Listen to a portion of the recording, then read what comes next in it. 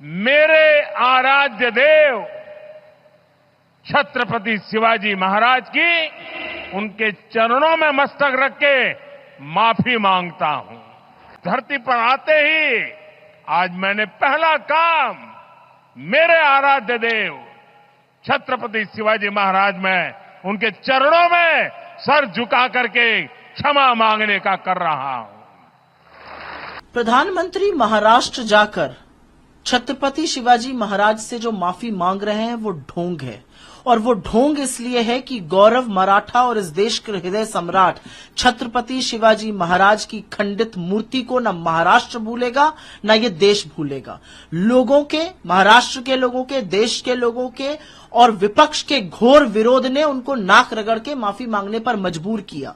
लेकिन ये ढोंग है, अगर ये अक्षम्य अपराध है और अगर ऐसा वो मानते हैं तो वो फिर मुख्यमंत्री को और उस उप मुख्यमंत्री को बर्खास्त करें जो इसके लिए जिम्मेदार है। पहली चीज, प्रधानमंत्री माफी मांग रहे हैं। प्रधानमंत्री माफी कब मांगेंगे? जब वो चुरा चुरा कर उन्होंने सरकार बनाई, मताधिकार ही नहीं चुराया, मतादेश ही नहीं चुराया, उन्होंने चुरा चुरा के प्रोजेक्ट भी महाराष्ट्र से बाकी जगहों पर ले गए।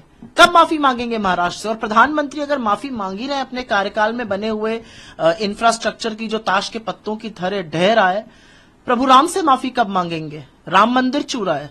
इस देश के लोकतंत्र से, इस देश की 140 करोड़ से ऊपर जनता से माफी कब मांगेंगे जो नया संसद टपक रहा है और बाल्टी लगानी पड़ रही है? वो जो तमाम पुल और तमाम एयरपोर्ट इन्होंने इनॉग्रेट किए, जो भ्रष्टाचार की बलिवेदी पर चढ़ गए, तब माफी कब मांगेंगे? ये माफी नहीं, ये ढोंग है, और ये ढोंग किया जा रहा है वोट को ध्यान में रखकर।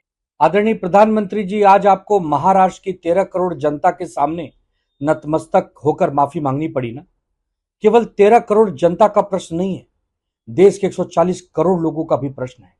छत्रपति शिवाजी महाराज केवल महाराष्ट्र के आराध्य नहीं है, संपूर्ण भारत के आराध्य देव है। आज अगर उनकी मूर्ति में किसी प्रकार का भ्रष्टाचार पाया जा रहा है, उनकी मूर्ति खंडित हो रही है, उसमें लापरवाही की गई है, तो सिर्फ माफी से तो काम नहीं चलने वाला। प्रधानमंत्री जी, आपके मुख्यमंत्री को इस्तीफा देना चाहिए, उप मुख्यमंत्री को इस्तीफा देना चाहिए।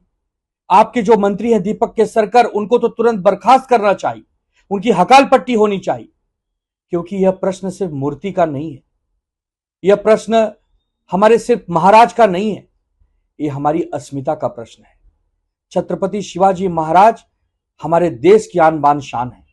वो जरूर महाराष्ट्र में पैदा हुए, लेकिन पूरे भारत में उनका सम्मान है। हम उनको देवता समान पूजते हैं। और आज अगर आपको इस महायुति के कुकर्मों की वजह से माफी मांगनी पड़ रही है, तो आपको भी सोचना होगा कि आपने कैसे लोगों को अपने अधीन मंत्री बनाकर रखा है, कैसे लोगों को सरकार में आपने बनाए रखा है। ये आपके लिए भी सोचने लायक विषय है। प्रधानमंत्री जी, आप केवल भारतीय जनता पार्टी के प्रधानमंत्री के रूप में काम मत कीजिए, आप देश के समस्त देशवासियों के लिए प्रधानमंत्री बनकर उभरिए। आप इन सबका इस्तीफा मांगिए, इन सबको घर बिठाइए, नए लोगों को अवसर दीजिए। महाराष्ट्र की जनता इस विषय को केवल माफीनामे से छोड़ने के लिए तैयार नहीं है। आने वाले चुनाव में भारतीय जनता पार्टी और उनके सहयोगी